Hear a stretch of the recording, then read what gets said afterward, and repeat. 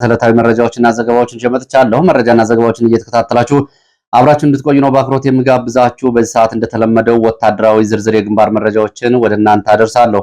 በሰሜን ወሎ ዞንና በራያ ቀጠናዎች ከፍተኛ ኃይል ተከማችቶ በሚገኝበት እና ከፍተኛ ውጥረት ባለበት ቀጠና ዛሬ ማለዳ በከባድ መሳሪያ የታገዘው ውጊያ ነበር። የቦታ ለውጦች መኖራቸውንም የሚገልጹ መረጃዎች ወጥተዋል። ይህንን ተከትሎ ከወልዲያ ወደ መቀሌ የሚወስደው ዋናው መንገድ እስካሁን ድረስ ሙሉ በሙሉ ዝግ መሆኑን የሚገልጹ መረጃዎችን ጨምሮ በአካባቢው የትራንስፖርት እንቅስቃሴዎች መታገዳቸውን የሚያሳዩ መረጃዎች፣ የድሮን የከባድ መሳሪያ እንዲሁም ደግሞ የእግረኛ ስምሪቶችን የተመለከቱ ዝርዝር መረጃዎችን ከራያ ቀጠናዎች አደርሳችኋለሁ። እስከ መጨረሻው አብራችሁ እንድትቆዩ ነው በአክብሮት የምጋብዛችሁ።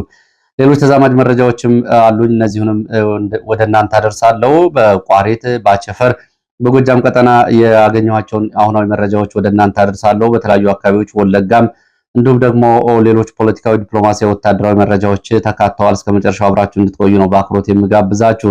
እንግዲህ ከያስኳቸው ዲፕሎማሲያዊ መረጃዎች መካከል አብይ አህመድ ከመንግስት የተነካ ብለው ከሱሉልታ፣ ከሰበታ፣ ከቡራዩ፣ ከለገጣፎና ከአዲስ አበባ ዙሪያ ከተሞች ወደ 4 ኪሎ የሚተሙ ወጣቶች ይኖራሉ ሲል ከአሁን በፊት ያደረገውን ንግግር የሚያስታውስ አሁን በኬንያ በአዲስ አበባ በሞቃዲሾ የሚገኙ የአምባሳደሮች መንግስታችን ተነካ በሚል መግለጫዎችን እያወጡና ጥሪዎችን እያቀረቡ ነው የሚገኙት። ከዚህ ባሻገር እንደዚሁ የጦር መሳሪያ ልምምድ ውስጥም ገብተዋል። እንግዲህ ዲፕሎማቶቹ በዓለም አቀፍ ትልልቅ መድረኮች ሲጠበቁ ክላሽ መፍታትና መግጠም ላይ ተሰማርተው ይገኛሉ። ይህንን ጨምሮ በዚህ ሰዓት እንግዲህ በርካታ መረጃዎችን ወደ እናንተ አደርሳለሁ። እናንተ እስከ መጨረሻው አብራችሁ እንድትቆዩ ነው በአክብሮት የምጋብዛችሁ። ወደ መረጃዎች ነው በቀጥታ የሚሄደው። ከያስኳቸው መረጃዎች መካከል እንግዲህ በአምባሳደር ዲና ሙፍቲ ክላሽንኮቭ ሲፈቱና ሲገጥሙ የሚያሳይ ቪዲዮ በማህበራዊ ሚዲያዎች ከተሰራጨ በኋላ መነጋገሪያ ሆኗል። እንግዲህ አንጋፋው ዲፕሎማትና በኢትዮጵያ የውጭ ጉዳይ ሚኒስቴር እንዲሁም በተለያዩ ሀገራት በአምባሳደርነት ረጅም ዘመን ያገለገሉት አምባሳደር ዲና ሙፍቲ ክላሽንኮቭ መሳሪያ ሲፈቱ ሲገጥሙና ልምምድ ሲያደርጉ የሚያሳየው ተንቀሳቃሽ ምስል በማህበራዊ ሚዲያ ከተሰራጨ በኋላ የብዙዎቹ መነጋገሪያ ሆኗል። የቪዲዮ ይዘትና የተሰጡ አስተያየቶች እንግዲህ አነጋጋሪ ናቸው። ዋናው ጉዳይ እንግዲህ ከጀርባ ያለው የፈጠረውን ስጋት የሚያሳይ እንደሆነ ነው እየተነገረ ያለው። አምባሳደር ዲና ሙፍቲ ይህንን መሳሪያ መፍታትና የመግጠም ልምምድ ቀርጸው ያሰራጩበት ዋና ምክንያት ካለው ቀጠናዊ ሀገራዊ ሁኔታ አንጻር በተለይ የኔ የሚሏቸው ወጣቶች ጊዜው የመሳሪያ የሚገጥሙበትና ውትድርናን የሚቀላቀሉበት ጊዜ ስለሆነ ጥሪ ለማስተላለፍና ይህንን መልእክት በተለይ ለክላሽ መታጠቅና ራስን ማዘጋጀት የወቅቱ ወታደራዊ ጥሪና መንግስታቸው ካለበት ጭንቀት አንጻር ያደረጉት የማህበራዊ ሚዲያ ምስል እንደሆነ እየተነገረ ነው የሚገኘው። እንግዲህ ቪዲዮውን የተመለከቱ በርካታ የማህበራዊ ሚዲያ ተጠቃሚዎች አዛውንት እድሜ ላይ የሚገኙት አንጋፋው ዲፕሎማትና የሰላም የዲፕሎማሲ ንግግሮችን ማበረታታት ሲገባቸው መሳሪያ ሲፈቱና ሲገጥሙ መታየታቸው ኦህዴድ ብልጽግና ያለበትን ወቅታዊ ችግር ያሳያል ሲሉ ነው የገለጹት። በሌላ በኩል እንደዚሁ በሰሜን ኢትዮጵያና ወቅታዊ ወታደራዊ ሁኔታዎችና አጠቃላይ ቀጠናዊ ውጥረቶችን በተመለከተ በአመዛኙ አሁን እየተናገሩ ያሉት ዲፕሎማቶች የኦህዴድ አባላት የነበሩ ዲፕሎማቶች ናቸው። አሁን ኢትዮጵያን ወክለው በተለያዩ ሀገራት የሚገኙ ዲፕሎማቶች በኬንያ የአምባሳደር ባጫ ደበሌ፣ በሞቃዲሾ ደግሞ አምባሳደር ሱሌማን ደደፎ፣ በአዲስ አበባ አምባሳደር ዲና ሙፍቲ ናቸው እየተናገሩ ያሉት። ከሌሎች የኢትዮጵያን ማህበረሰብ ክፍሎች የተወከሉ ዲፕሎማቶች ወይም ደግሞ በውጭ ጉዳይ የሚሰሩ አካላት እስካሁን ድረስ ስለ ጉዳዩ የተናገሩት ነገር የለም። እንግዲህ ጉዳዩን በባለቤትነት ወስደው እየተናገሩ ያሉት ዓለም አቀፍ ጥሪ እያቀረቡ ያሉት እነዚህ የተገለጹት ዲፕሎማቶች ናቸው። እንግዲህ ምን ያክል ኦህዴድ ጭንቀት ውስጥ እንደገባና ጫና ውስጥ እንደወደቀ የሚያሳይ ነው። ከዚህ ጋር በተያያዘ አምባሳደር ሱሌማን ደደፎ በሞቃዲሾ የኢትዮጵያ ባለሙሉ ስልጣን አምባሳደር ካለው ወቅታዊ ሁኔታ ጋር ያለውን ችግርና ጭንቀታቸውን በተመለከተ ሁለተኛውን የትዊተር ጥሪ አስተላልፈዋል። ዓለም አቀፍ በማህበረሰቡ በተለይ የኤርትራን ጉዳይ ትኩረት እንዲሰጠው ዛቻና ማስፈራሪያዎችን ጨምረው ነው በትዊተር ገጻቸው ጥሪ ያስተላለፉት። በሰሜን ኢትዮጵያ በህወሓት በኤርትራ መንግስትና በፋኖ መካከል የተመሰረተውን አጠቃላይ ጥምረት በተመለከተ ከፍተኛ ስጋት ውስጥ መውደቃቸውን ነው ሱሌማን ደደፎ የገለጹት።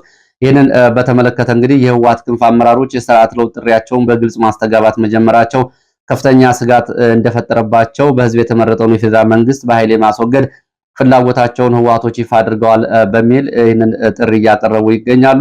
ይህንን ዓላማቸውን ለማስፈጸም ከኤርትራ መንግስት ሰፊ ወታደራዊ ትብብር መፍጠራቸውን ህወሓቶች አምባሳደር ሱሌማን ደደፎ ገልጸው የኤርትራ ወታደራዊ አዛዦች፣ የደህንነት አባላትና ታንኮች፣ ከባድ መሳሪያዎች በትግራይ ክልል ውስጥ በግልጽ መንቀሳቀሳቸው በሁለቱ ሀገራት ድንበር መካከል ተግባራዊ የሆነ ህልውና እንደሌለ ያሳያል ሲሉ ገልጸዋል።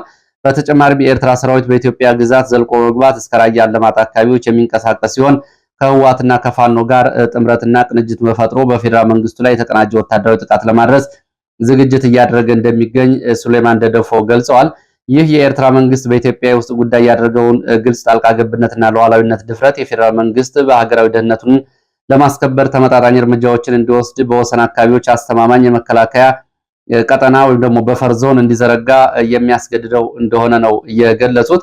ይሄ እንግዲህ ውጥረቱ እየተባባሰ የኤርትራ መንግስት ፈርሶ እንደ የመንና የሱዳን አይነት የመንግስት አልቦነትና የደህንነት ክፍተት ሊፈጥር እንደሚችልና ቀደም ብለው ባጫ ደበሌ እንግዲህ ኤርትራም መንግስት ይወገዳል ኤርትራም ትፈርሳለች የሚለው ንግግር አሁንም በማስፈራሪያና ዛቻነት አምባሳደር ሱሌማን ደደፎም ደግመውታል። በመቶ ሺዎች የሚቆጠሩ የኤርትራ ወታደሮች በቀጠናው ጽንፈኝነትና እንዲሁም ደግሞ ቅጥረኝነት ላይ ተሰማርተው የቀይ ባህርን ቀጠና ሊበጠብጡ ይችላሉ። ስለዚህ ዓለም አቀፍ ማህበረሰብ ትኩረት እንዲሰጠው በሚል ጥሪ አቅርበዋል። አምባሳደር ሱሌማን ደደፎ የኤርትራ መንግስት በኢትዮጵያ ውስጥ የሚያደርገውን አደገኛ ጣልቃ ገብነትና የቀጠናው ሰላም የሚያናጋ እንቅስቃሴ በአስቸኳይ እንዲያቆም ጥሪ ሲያቀርቡ የአስመራ አስተዳደር ሰራዊቱን ከኢትዮጵያ ግዛት በመሰብሰብ ከቀጠናው ሀገራት ጋር ለሰላምና ለስምምነት በጋራ እንዲሰራ አሳስበው ሁኔታው አሳሳቢነት በመገንዘብ የፋኖ የህወሓት አመራሮች እንዲሁም ደግሞ የኤርትራ መንግስት ከያዙት እንቅስቃሴ እንዲመለሱ እንደዚሁ ተማጽኗቸውን አቅርበዋል። ከዚህ ጎን ለጎን ዲፕሎማሲያዊ መፍትሄዎችን እንዲያስቀድሙ እንደዚሁ ጥሪ አቅርበዋል። ሁኔታው ሳይበላሽ ይላሉ ቃል በቃል ሁኔታው ሳይበላሽ ፕሬዝዳንት ኢሳያስ አፈወርቂ ሰራዊታቸውን ከኢትዮጵያ ግዛት በአስቸኳይ እንዲያስወጡ ከጣልቃ ገብነት እንዲቆጠቡ ከፍተኛ ዲፕሎማሲያዊ ጫና ዓለም አቀፍ ማህበረሰብ እንዲያደርግባቸው ጥሪ አቅርበው በተመሳሳይ መልኩ ደግሞ በአስመራ ሊከሰት የሚችል ማናቸውንም የኃይል ክፍተትና የስደተኞች ፍልሰትን ቀድሞ ለመቆጣጠር በቂ ዝግጅት ሊደረግ ይገባል የሚል ጽሑፍ ነው ያስተላለፉት። እንግዲህ ቀጠና ሁኔታውን በተመለከተ ምን ያክል እንግዲህ ጫና ውስጥ እንደገቡ ነው ሶስቱም አምባሳደሮች አምባሳደር ዲና ሙፍቲም ባጫ ደበሌም እንዲሁም ደግሞ ሱሌማን ደደፎ የሚገልጿቸው ጉዳይ ኤርትራን መንግስት እናፈርሳለን የሚል ነው። በዚህ በኩል እንግዲህ የኤርትራ ቃል አቀባይ የማነ ገብረ መስቀል ከሁለት ቀናት በፊት በሰጡት ምላሽ የጦራቸው ወደ ኢትዮጵያ እንዳልገባና በሱዳን በሶማሊያ ቀጠናዎች በአንጻሩ የብልጽግና መንግስት በቀጠናው የሰላምና የመረጋጋት ቀውስ እየፈጠረና ከኤርትራ ደቡባዊ ግዛት እና አካባቢዎች የባህር በር ለማግኘት የሚያደርገው እንቅስቃሴ ስጋት እንደፈጠረባቸው መግለጻቸው ይታወቃል። እንግዲህ ወደ ሌሎች መረጃዎች ሳልፍ ደግሞ እንደዚሁ በፋኖን አደረጃጀት በተመለከተ በተለይ የፋኖ አደረጃጀቶች ወደ አንድ እንዲመጡ ድጋፍ ሲያደርጉ ሲያስተባብሩ ከነበሩት መካከል የቀድሞው ባለስልጣን እንግዲህ በደርግ ዘመን ማለት ነው በኋላ ደግሞ በዓለም አቀፍ ጉዳዮች አማካሪ የህግና የፖለቲካ ባለሙያ ሻለቃ ዳዊት ወልደ ጊዮርጊስ ከ58 በላይ የኢትዮጵያ ብሔር ብሔረሰቦችን ያቀፈ አዲስ የጥምረት ኃይል እየመጣ እንደሆነ ለኢትዮ ፎከስ ገልጸዋል። ታዋቂው ፖለቲከኛና የህግ ባለሙያ ሻለቃ ዳዊት ወልደ ጊዮርጊስ በደህንነት ጉዳዮች ላይ ያው በዓለም አቀፍ ተቋማት እየሰሩ እንደሆነ ይታወቃል። ከፋኖ ጎን የሚሰለፉ ከ58 በላይ የኢትዮጵያ ብሔር ብሔረሰቦችን ያካተተ ሰፊና ግዙፍ የተባለ ጥምረት ኃይል ይዘው እየመጡ እንደሆነና ይህም በቅርብ ቀናት ይፋ እንደሚሆን ከተለያዩ ተሳታፊዎች ጋር በተደረጉ መግባባቶች ላይ ስምምነት መደረሱን ገልጸዋል። ይህ አዲስ ጥምረት ከፋኖ ጋር በመቀናጀት በሀገሪቱ የተደቀነውን የመፍረስ አደጋ ለመቀልበስና የአንድ ቡድን የበላይነትን ለማስቀረትና መሰረታዊ እንዲሁም ደግሞ ስር ነቀል የፖለቲካና ሀገራዊ ለውጥ ለማምጣት ያለመ መሆኑን ሻለቃ ዳዊት ገልጸዋል።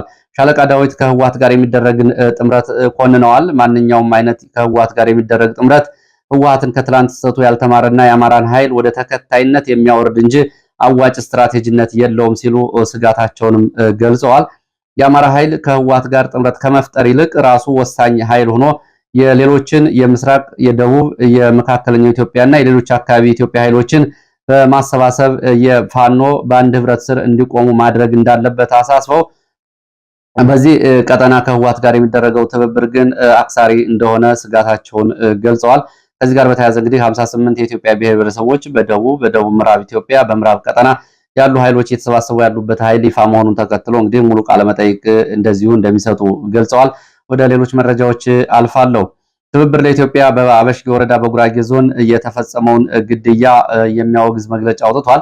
ትብብር ለኢትዮጵያ አንድነት የሶስቱ ፓርቲዎች ጥምረት ማለትም እንግዲህ የኢሃፓ፣ የእናት ፓርቲና የመኢአድ ጥምረት በማዕከላዊ ኢትዮጵያ ጉራጌ ዞን አበሽጌ ወረዳ በንጹሃን ወጣቶች የተፈጸመውን ኢሰብአዊ ግድያ አበክሮ እንደሚያወግዝ ዛሬ ባወጣው መግለጫ ገልጿል። ሐምሌ 24 ቀን 2018 በአበሽጌ ወረዳ ናቻ ቁሊት ተብሎ በሚጠራ ቀበሌ 3 ወጣቶች ከህዝብ ማመላለሻ ተሽከርካሪ ላይ ወርደው ፋኖ ናችሁ በሚል ሰበብ ከህግ ውጭ በጥይት ተረሽነው መገደላቸውና አስክሬናቸውም የቀብር አፈር እንዳያገኝ መከልከሉ የገልጾ ይሄ ጉዳይ ተቀባይነት የለውም ብሏል።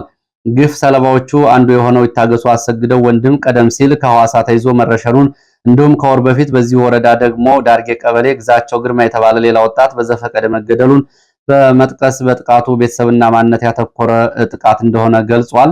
የአካባቢው አመራሮች እና የወረዳ አመራሮች ጸጥታ አካላት የሚሰጧቸው መግለጫዎች ከህግ ተጠያቂነት ለማያመልጡ መሆናቸውንና በዚህ ተጨማሪ የደቦ ፍርድን የሚያበረታቱ አስነዋሪ መግለጫዎች ናቸው ሲል ምላሽ ሰጥቷል። ስለሆነም ማህበራዊ ሚዲያ ዘመቻ መላው ኢትዮጵያ ህዝቦች ማክሰኞ ነሐሴ 12 ቀን የንጹሃን የግፍ ደም ይብቃ በሚል መሪ ቃል የአንድ ቀን ማህበራዊ ሚዲያ ዘመቻ የማድረግ ድምጽ እንዲያሰሙ ጥሪ አቅርቧል።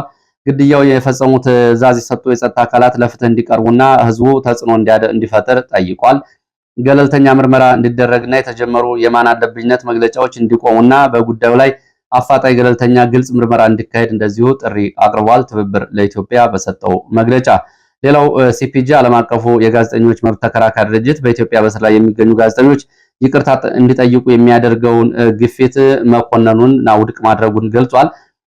ዓለም አቀፍ የጋዜጠኞች መብት ተሟጋች ድርጅት በኢትዮጵያ ባለስልጣናት በስር ላይ የሚገኙ 5 ጋዜጠኞችን የሽብር ወንጀል ፈጽመዋል ተብለው አምነው ይቅርታ እንዲጠይቁ እየተደረገባቸው ያለው ግፊት ተቀባይነት የለውም ብሏል። ተቋም ባወጣው መግለጫ ጋዜጠኛ ጎበዝ ሳይ፣ ጋዜጠኛ መስከረም አበራ፣ ገነት አስማማው፣ ዳዊት በጋሻውና አባይ ዘውዱ 5ቱም ጋዜጠኞች ላለፉት ዓመታት ፍትህ አጥተው በስር ላይ እንደሚገኙ አስታውሶ ባለስልጣናቱ ወንጀል ፈጽመናል ብለው እንዲያምኑ ከማስገደድ ይልቅ በአስቸኳይ እንዲፈቷቸው ነው ሲፒጄ መግለጫ ያወጣው።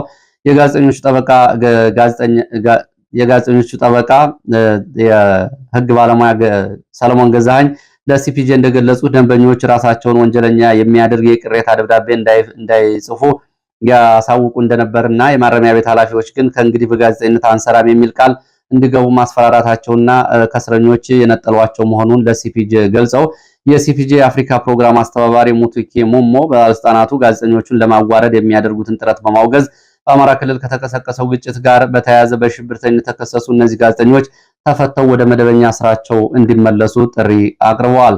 ወደ ግንባር መረጃዎች ስንሄድ በቋሪት ቀጠና ትላንትና ሌሊት ከባድ ውጊያ መደረጉን የወጡ መረጃዎች ገልጸዋል።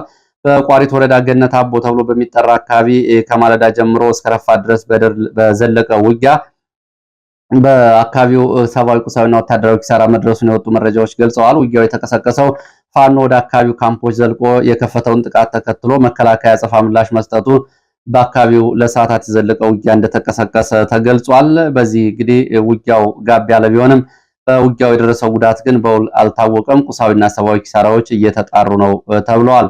በሌላ ቀጠና በደቡብ አቸፈር ዱር ቤት የከተማ አቅራቢያ ዛሬ ማለዳ በተፈጸመ የደፈጣ ጥቃት በሰውና በንብረት ላይ ወታደራዊ ኪሳራ መድረሱ ታውቋል። በደቡብ አቸፈር ወረዳ ዱር ቤት የከተማ አቅራቢያ በሚገኝ ቦታ በተፈጸመ የደፈጣ ጥቃት በመንግስት የጸጥታ ኃይሎች ላይ ከፍተኛ ሰብአዊና ቁሳዊ ወታደራዊ ኪሳራ መድረሱን የዓይን እማኞች ገልጸዋል። ጥቃቱ የተፈጸመው ዛሬ ማለዳ ከዱር ቤት የከተማ ወጣ ብሎ ጁፊ ባታ ተብሎ በሚጠራ ወደ ቀደምት ላሊበላ አቅጣጫ ከዱር ቤት በሚወስድ መንገድ እንደሆነ የገለጹት የመረጃ ምንጮች ጥቃቱ ያረፈው የአድማ ብተና፣ የፖሊስ፣ የሚሊሻ፣ የሰላም አስከባሪ አባላትን ጭኖ ይንቀሳቀስ በነበረ ተሽከርካሪ ላይ እንደሆነ ገልጸዋል። እንዳይን እማኞች ከሆነ በዚህ በተሽከርካሪ ላይ ከነበሩ አባላት መካከል አብዛኞቹ ሙትና ቁስለኛ ሲሆኑ ከጥቃቱ በኋላ የነፍስ ወከፍ መሳሪያዎች ብሬንን ጨምሮ ተተኳሾች በፋኖ እጅ መግባታቸውን ገልጸዋል።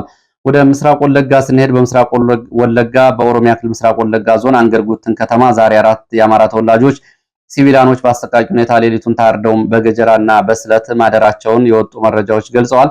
እንደ መረጃ ምንጮቹ ከሆነ ጥቃቱ የተፈጸመው ሌሊት ሲሆን የኦሮሚያ ሚሊሻ ወይም ደግሞ ጋቸና ሴርና ተብሎ የሚጠራው ኃይል ቤት ለቤት በመግባት ይህንን ጥቃት እንደፈጸመው ገልጸዋል። ይህን ጥቃቱን ተከትሎ መንደር 3 ተብሎ በሚጠራው አካባቢ የሚኖሩ በርካታ ነዋሪዎች አካባቢውን ለቀው ሸሽተዋል። በርካቶች ተፈናቅለዋል። አካባቢው አሁን ሙሉ በሙሉ ባዶ ሆኗል ነው የተባለው። በአንገርጉትን ወንዝ አቅራቢያና በአካባቢው እንደዚሁ ተጨማሪ ስጋቶች አሉ። የኦሮሚያ ጋቸና ሴርናና ሌሎች አደረጃጀቶች የጸጥታ ኃይሎች ወደ መኖሪያ ቤቶች በመግባት የአማራ ተወላጅ መኖሪያ ቤቶችን እያወደሙ ንጹሃን እየገደሉ ነው። እስካሁን ባለው በአካባቢ ሁኔታ ከ100 በላይ ሰዎች ስለመገደላቸው የሚጠቁሙ መረጃዎች ናቸው የወጡት። ይህ ግጭት ከተቀሰቀሰ ዛሬ 8ኛ ቀኑን የያዘ ሲሆን ባለፉት 7 ቀናት ከ100 በላይ ሰዎች መገደላቸውን የወጡ መረጃዎች ጠቁመዋል። ወደ ሌሎች መረጃዎች ሳልፍ ደግሞ ወታደራዊ አፈሳዎችን የተመለከተ መረጃ ነው። በተለያዩ አካባቢዎች ወታደራዊ አፈሳዎች ቀጥለዋል። ወልዲያ፣ ደብረታቦርና በሌሎች ከተሞች አፈሳዎች መደረጋቸውን የወጡ መረጃዎች ገልጸዋል። በወልዲያ በርካታ ወጣቶች በፓትሮል ታፍሰው ወደ አስተዳደር ፖሊስ ጣቢያና ጊዜያዊ ወታደራዊ ካምፖች መወሰዳቸውን የዓይን እማኞች ገልጸዋል። በተመሳሳይ በደብረታቦር በገበያ ቦታዎችና ሕዝብ በሚሰበሰባቸው አካባቢዎች አፈሳዎች መከናወናቸውን የዓይን እማኞች ገልጸዋል። ባለፈው ቅዳሜ ለገበያ የወጡ በርካታ ወጣቶች መታፈሳቸውንም እንደዚሁ ገልጸዋል። በአዲስ አበባና በሌሎች ከተሞች በተለይ ናዝሬት፣ አዲስ አበባ ዙሪያ፣ ሐረር፣ ጅማ፣ አርሲ፣ አምቦ፣ ደብረ ማርቆስ፣ ባህር ዳር፣ ጎንደር ተመሳሳይ ወታደራዊ አፈሳዎች እንደተደረጉና ወጣቶች ወደ ካምፖች መወሰዳቸውን ከየአካባቢው የወጡ መረጃዎች ገልጸዋል። በሸዋ ደራ ወረዳ ደግሞ ታፍሰው የተወሰዱ ወጣቶች በሌሊት ከነበሩበት ወታደራዊ የፖሊስ ካምፕ በሌሊት አምልጠው መውጣታቸውን የሚገልጹ መረጃዎች ወጥተዋል። በሌሊት ከተያዙበት ጊዜያዊ ፖሊስ ጣቢያና ማቆያ ስፍራ ሰብረው ማምለጣቸውን የገለጹት የመረጃ ምንጮች የተወሰኑ ወጣቶች ግን አሁንም ሳያመልጡ ወደ ወታደራዊ ግዳጅ ተጭነዋል ብለዋል። በአማራ ክልል ካለው አጠቃላይ ሁኔታ አንጻር በተያያዘ የኃይል ዝግጅትና የኃይል ስምሪት የተደረገ መሆኑን የሚገልጹ መረጃዎች ወጥተዋል።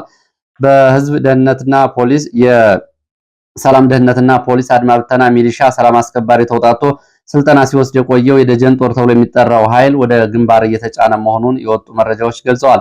በእድሜ የገፉ ወደ ግንባር መሄድ አይችሉም የተባሉ ሚሊሻዎች ደግሞ የግል ትጥቃቸውን ጨምሮ እንዲያስረክቡና ትጥቁን ለአዳዲስ ሚሊሻዎች እንዲሰጡ መወሰኑ ከፍተኛ ቅሬታ ፈጥሮባቸዋል።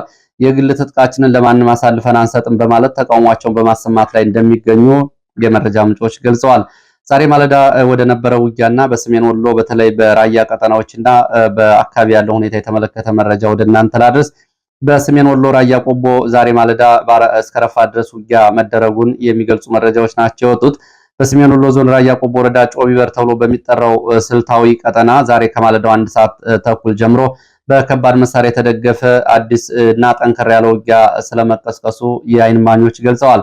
የረፋድ 3 ሰዓት ገደማ ሙሉ በሙሉ መቆሙን የገለጹት የመረጃ ምንጮች ማለዳ 1 ሰዓት ተኩል ጀምሮ መከላከያ ከፍተኛ ኃይል አከማችቶበት በነበረው ጮቢበር ተብሎ በሚጠራው አካባቢ የተጀመረው ውጊያ የጨበጣና የከባድ መሳሪያዎችን ያካተተና የተቀላቀለበት እንደነበር ተገልጿል። ውጊያው ከጮቢበር ተነስቶ ወደ አዲስ ቅኝና ሀብሎ ተብሎ ወደሚጠሩ መንደሮች መስፋፋቱና ዋጃና አለማጣ አቅጣጫ ገፍቶ የነበረ ሲሆን በላስታ መገንጠያ በኩልም እንደዚሁ የከባድ መሳሪያ ተኩስ ድምጾች ይሰሙ እንደነበር ታውቋል። እንደ መረጃ ምንጮቹ በአለማጣ አቅጣጫ ካለው ግንባር የአካባቢ ፋኖች ከህዋት ጋር በመሆን የተቀናጀ ዘመቻ ሲያደርጉ በጮቢበር ግንባር በኩል ደግሞ መከላከያ፣ የአማራ አድማ ብተና እንዲሁም ደግሞ ሚሊሻ፣ የነጌታቸው ረዳ ታጣቂ ኃይሎች በጋራ ተሰልፈው እንቅስቃሴ ማድረጋቸውን ገልጸዋል። ከውጊያው መከሰት በፊት በሁለቱም በኩል ከፍተኛ ወታደራዊ ዝግጅትና ስምሪቶች ሲደረጉ እንደነበር የገለጹት የመረጃ ምንጮች በስፍራው በኩል የሰሜን ምስራቅ እዝ አዛዥ ጀነራል አሰፋ ቸኮልና የአካባቢ መከላከያ አዛዥ ጀነራል ካሳ ደምሌ ለሰራዊቱ የስምሪት መመሪያ ትናንትና መሻሹን ስለመስጠታቸው ሲገልጹ፣ በህዋት በኩል ደግሞ የደቡባዊ ግንባር አዛዥ ጆን መድድ፣ ጀነራል ኃይለ ስላሴና ወዲ ሸሪፎ ወይም ደግሞ ጀነራል ዮሐንስ ወልደ ጊዮርጊስ በላስታ መገንጠያና ጮቢበር ተብሎ የሚጠራው አካባቢ የተከማቸ ኃይል ቀደም ብሎ እንዲመታ ወታደራዊ ትዕዛዝ መስጠታቸውን ከአካባቢ የወጡ መረጃዎች ይገልጻሉ።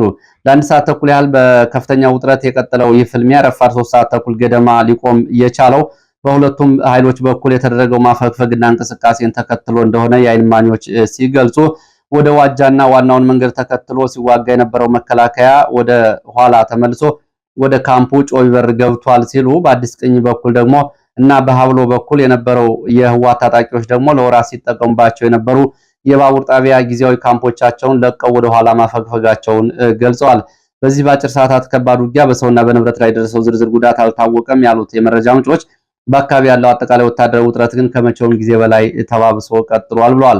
በራያ ቆቦ ወረዳ በጮቢበር እና ባውሎ አዲስ ቅኝ መስመሮች ላይ ጧት የነበረው ከባድ ውጊያ አሁን ጋብ ያለ ቢሆንም ከራያ አለማጣ ወደ ራያ ቆቦ፣ ከራያ ቆቦ ወደ ራያ አለማጣ ወይም ደግሞ ከወልዲያ ወደ መቀሌ የሚወስደው ዋናው መንገድ ሙሉ በሙሉ ዝግ መሆኑን መረጃዎች ገልጸዋል።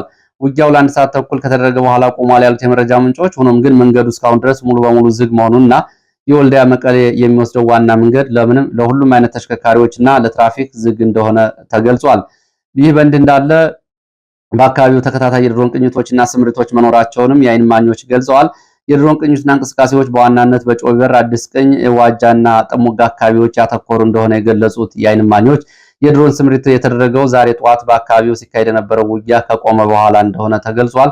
ድሮኖቹ በአካባቢው ተከታታይ ቅኝትና ክትትል ስራዎችን ያደረጉ ቢሆንም እስካሁን ድረስ ግን የተፈጸመ የድሮን ጥቃት ስለመኖሩ የተረጋገጠ ነገር የለም ብለዋል። ይህ በእንዲህ እንዳለ የህወሓት ማዕከላዊ ኮማንድ ባሳለፈው ውሳኔ መሰረት ጦርነቱ ከትግራይ ክልል ውጭ ለማድረግና ወደ አማራ ክልል ገፍቶ ለማስገባት በተሰጠው ትዕዛዝ መሰረት ታጣቂ ቡድኖቹ ከራያና ከትግራይ አጎራባች አካባቢዎች ወደ ሰሜን ወሎ የተለያዩ አካባቢዎች ዘልቀው መግባታቸውን የሚገልጹ መረጃዎች ወጥተዋል። የህወሓት ከፍተኛ አመራሮች ባደረጉት ስብሰባ በየትኛውም መንገድ በትግራይ ውስጥ የጥይት ጩኸት ሊኖር አይገባም፣ ጦርነቱ ከትግራይ ክልል ውጭ መሆን አለበት፣ አርቀን እንገፋዋለን የሚል ቁርጥ ውሳኔ ማሳለፋቸውን ተከትሎ የማዕከላዊ ኮማንድ ውሳኔ በጀነራል ዮሐንስ ወልደ ጊዮርጊስ የሚመራው ወታደራዊ ዕዝ ለበታች ወታደራዊ አዛዦች በሰጠውና ባስተላለፈው ትዕዛዝ መሰረት አርሚዎች እና የአርሚ አዛዦች የትግራይ ክልል ጦርነትና ቀጠናነት ለማራቅ በሚል የህወሓት ታጣቂዎች ወደ ሰሜን ወሎና ዋግኽምራ የማሸጋገር ስትራቴጂካዊ ግብ እያደረጉ እንደሆነ መረጃዎች ገልጸዋል። ይህንን ተከትሎ የህወሓት ታጣቂዎች በሰሜን ወሎና በዋግኽምራ ዞኖች በሚገኙ የተለያዩ አቅጣጫዎች እና ቀጠናዎች ዘልቀው እየገቡ እንደሆነ መረጃዎች ገልጸዋል። ቀደም ሲል በዋግኽምራ አበርገሌ እስከ ኮረም በ3 ንዑስ ግንባሮች፣ ከኮረም እስከ መረዋ በ2 ንዑስ አቅጣጫዎች እንዲሁም ከመረዋ እስከ ራያ ቢሶበር እና ራያ ጨርጨር ባሉ መስመሮች በ6 ንዑስ ግንባሮች በኩል ያሉ የህወሓት አርሚዎች በተለያየ ጊዜ በሲቪልና በመደበኛ ወታደራዊ እንቅስቃሴ ወደ አማራ ክልል ዘልቀው እየገቡ እንደሆነ ተገልጿል። ከነዚህ መካከል የአርሚ 31 አባላት ስብስብ የሚባሉት በመሃጎ ጀመዶ ወደ ደጋማው የላስታ ቀጠናዎች እና እንዲሁም ደግሞ ወደ ራያ ቆቦ ደጋማ አካባቢዎች ባይባዋና ማማያ አካባቢዎች እንቅስቃሴ ስለማድረጋቸው ከአካባቢ ወጡ መረጃዎች ገልጸው በዋናነት የግዳን፣ የላስታ፣ የሰሜን ወሎ፣ የዋድላ፣ የደላንታ፣ የጋሸና ቀጠናዎችን ለመያዝ እንደሆነ መረጃ ምንጮቹ ገልጸዋል። ወደ ሌሎች መረጃዎች ስንሄድ ከጎረቤት ሱዳን የተገኙ አጫጭር መረጃዎችን ወደ እናንተ አደርሳለሁ። በሱዳን ሉዓላዊ ምክር ቤት ሊቀመንበር ጀነራል አብዱል ፈታህ አልቡርሃን በካርቱም የሚገኙ የሪፐብሊክ ቤተመንግስት አዳዲስ አምባሳደሮችን መቀበላቸውን ተገልጿል። ይህ እንግዲህ ለመጀመሪያ ጊዜ ሱዳን ጦርነት ከተቀሰቀሰ በኋላ የሳውዲ አረቢያ፣ የኮንጎ፣ የሶማሊያ የሹመት ደብዳቤ አምባሳደሮችን ተቀብለዋል። 2023 ጦርነቱ ከተቀሰቀሰ ወዲህ ለመጀመሪያ ጊዜ ዲፕሎማሲያዊ ተግባር መሰራቱን ነው መረጃዎች የሚያሳዩት። ፈጥኖ ደራሽ ኃይሎቹ በሰሜን ኮርዶፋን ጀብራት አልሼክ ባካሄዱት የአየር ጥቃት የጀነራል አልቡርሃን ቁልፍ እስላማዊ አጋር የሆነውን ካማል ቡር መግደላቸውን አስታውቀዋል። በጥቃቱ በእሳቸው በተጨማሪ ከሱዳን ጦር ጎን የሚዋጉ የአልበራን ቢን ማሊክ ሻለቃ ልዩ ኦፕሬሽን ኃይሎችን ሙሉ በሙሉ መደምሰሳቸውን አርኤስኤፍ አስታውቋል። የአርኤስኤፍ አዛዥ መሐመድ ሐምዳን ደጋሎ ከደቡብ ሱዳን ፕሬዝዳንት ሳልቫኪር ጋር በጁባ አጭር ውይይት ማድረጋቸውንም የወጡ መረጃዎች ገልጸዋል። ትላንትና የአልቡርሃን የወታደራዊና የዲፕሎማቲክ ልዑካን ቡድን በጁባ ውይይት ማድረጋቸው ተገልጾ ነበር። የእነሱ እግር መውጣቱን ተከትሎ ደግሞ ደጋሎ ወደ ደቡብ ሱዳን ማምራቱን የሚገልጹ መረጃዎች ወጥተዋል። የጀብራት አልሼክ በተካሄደ ትልቅ ጥቃት ከ200 በላይ የሚጠጉ የውጊያ ተሽከርካሪዎች የተጠቀመ ሲሆን አርኤስኤፍ እነዚህንም ስለመመለሱ የሱዳን ጦር ገልጿል። ኡምራ አራዳን፣ አያራን ተብሎ በሚጠሩ አካባቢዎች ደግሞ የሱዳን ጦር የከባድ መድፍና በድሮን የተፈጸሙ ጥቃቶችን ሙሉ በሙሉ ማክሸፉንና አካባቢዎቹን መልሶ ማስከበሩን ገልጿል።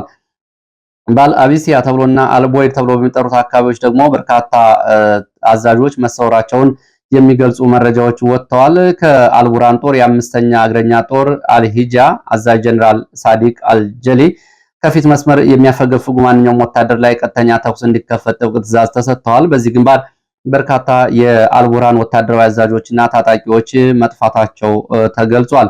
በኢትዮጵያ ወሰን አቅራቢያ የሚገኙት ኩርሙክና ቃይሳን ከተሞችን የተቆጣጠረው የአርኤስኤፍ ኃይል አሁንም ወደፊት ወደ ደማዚን እየገፋ ከደማዚን 120 ኪሎ ሜትር እርቀት ላይ የሚገኙ ቁልፍ ወታደራዊ ቦታዎችን አሞራ ተብሎ የሚጠሩ አካባቢዎችን ስለመቆጣጠሩ የወጡ መረጃዎች ገልጸዋል። አሞራ ተብሎ የሚጠራው ቦታ ከደማዚን በ120 ኪሎ ሜትር ርቀት ላይ የምትገኝ ሲሆን ቀደም ብሎ ኩርሙክና ቃይሳን ከተያዙ በኋላ ሶስተኛዋ ስትራቴጂክ ቦታ በአርኤስኤፍ እና በኤስፒኤልኤም ተባባሪው የተያዘ ቦታ እንደሆነ ታውቋል። ከአልቡርሃን ጦር ጋር የተሰለፈው የጋራ ኃይል የሚባለው ደግሞ በሰሜን ኮርዶፋን ኦምብሮን ተብሎ በሚጠራ አካባቢ ከአርኤስኤፍ በኩል የተሰነዘረ ጥቃት በአግባቡ ስለመመከቱና አካባቢውን ስለማስከበሩ የወጡ መረጃዎች ገልጸዋል። አርኤስኤፍ እና በሳፍ ወይም ደግሞ በሱዳን ጦር ቁጥጥር ስር ባሉ እንደ አልቦይድ፣ ኦምዱርማን እንዲሁም ደግሞ ሰሜን አጥባራ ወይም ደግሞ ሰሜን ተከዜ ተብሎ በሚጠሩት አልደማር ባሉ አካባቢዎች ላይ የደጋሎ ጦር ተከታታይ ድሮን ጥቃቶችን መፈጸሙን የወጡ መረጃዎች ገልጸዋል። ሚስራታ ተብሎ ከሚጠራ አካባቢ ደግሞ ሲሳ አልታሉሽ በተባለ ቀጠና ከ40 በላይ ወታደራዊ ተሽከርካሪዎች የተሳተፉበትና በርካታ የሞተር ሳይክል ላይ የተጠመዱ የቡድን መሳሪያዎች የያዘ ኃይል በአዲስ ለውጊያ እየተንቀሳቀሰ እንደሆነ ታውቋል። ይህም የደጋሎ ጦር እንደሆነ ነው የተገለጸው። በተለያዩ አካባቢዎች እንግዲህ ይህንን ተከትሎ በሱዳን አንዱን ቦታ ይዛል፣ አንዱን ያስለቅቃል። ይሄ ባለበት ሁኔታ ከ14 ሚሊዮን በላይ ሰዎች ከቀያቸው ስለመፈናቀላቸው ከ20 ሚሊዮን በላይ ሱዳናውያን ደግሞ ለምግብ እጥረት ስለመዳረጋቸው የሚገልጹ መረጃዎች ናቸው እየወጡት። በሱዳን ያለው እንግዲህ ባለፈው በተለይ ሰኔ ወርና ሐምሌ ወር ላይ የአልቡራን ጦር ከፍተኛ ድል እየተቀዳጀ እንደነበር ይታወቃል። አሁን ደግሞ ባለፉት 3 ቀናት የመሐመድ ደጋሎ ጦር መልሶ ቦታዎችን እየተቆጣጠረ ይገኛል። በተለይ በኮርዶፋን በጥቁር አባይ ግዛት እና እንዲሁም ደግሞ የሱዳን የኤክስፖርት መስመር ተብሎ በሚጠሩት ዋና ዋና መስመሮች ላይ ደጋሎ ካርቱምን ለመቆጣጠር የሰጠው ትዕዛዝ ተከትሎ ወታደራዊ